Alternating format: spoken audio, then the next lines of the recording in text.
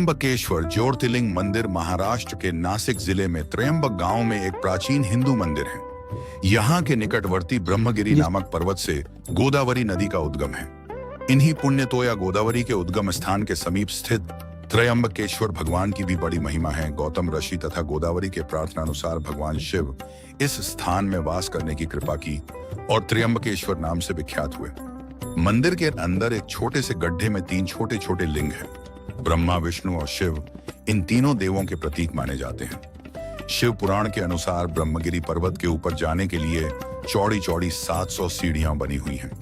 इन सीढ़ियों पर चढ़ने के बाद रामकुंड और लक्ष्मण कुंड मिलते हैं और शिखर के ऊपर पहुंचने पर गोमुख से निकलती हुई भगवती गोदावरी के दर्शन होते हैं। गोदावरी नदी के किनारे स्थित त्र्यंबकेश्वर मंदिर काले पत्थरों से बना है। मंदिर का स्थापत्य अद्भुत है।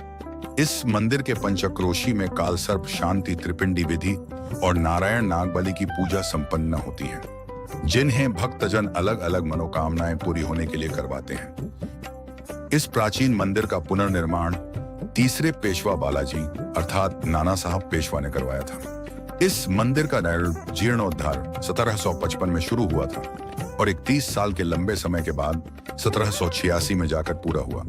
कहा जाता है कि इस भव्य मंदिर के निर्माण में करीब 16 लाख रुपए खर्च किए गए थे, जो उस समय काफी बड़ी रकम मानी जाती थी।